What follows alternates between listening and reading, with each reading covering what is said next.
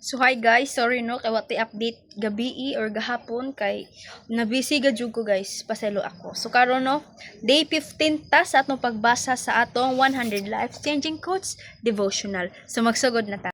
So gingon diri no nga, the best revenge is none. Heal, move on and don't become like those who hurt you. Pamela Short. No gingon diri nga, ang the best ko no nga revenge is kanang silent ka, wala kay paki. Munay the best revenge. Muhil ka, kanang magpaadyo ka, tag move on and don't become like those who hurt you. So di ka pariha. So it means kanang di ba ka mo pariha nila katong nagpasakit nimo no. Ingon si Pamela Short. So murag that's is the good way not to revenge, di ba? Nandiyon diri nga when others hurt us, it can be tempting to seek revenge. Diba? Tinood majud na kung na jud someone nga mo panakit na to, gusto jud na to mo revenge, diba? Tas tawhanon nga kuan normal jud na to nga mubaws baka na ba mubaws, diba? Then but true healing comes from letting go.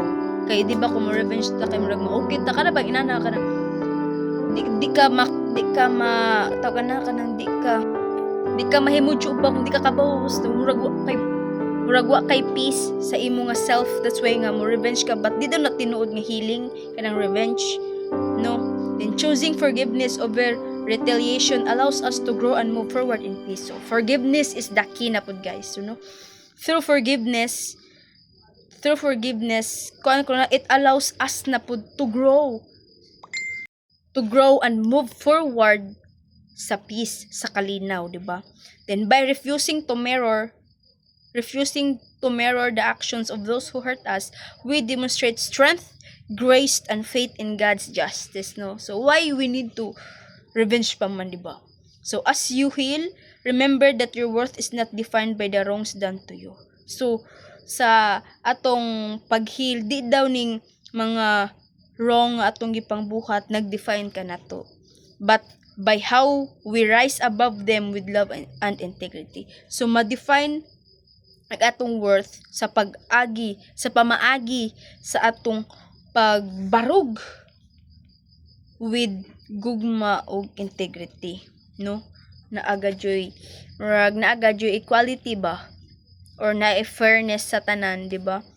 So giingon diri sa Romans 12:19 nga, dearly beloved, avenge not yourselves, but rather give place unto wrath, for it is written, vengeance is mine, I will repay, saith the Lord. So bisaya pa, mga hinigugma, ayaw ninyo himua ang panimalus, hinunua hatagi ninyo higayon ang kapungot sa Dios. Kay nahisulat man kini nga nagaingon, ako ang panimalus, ako mao ang magabayad, nagaingon ang Ginoo.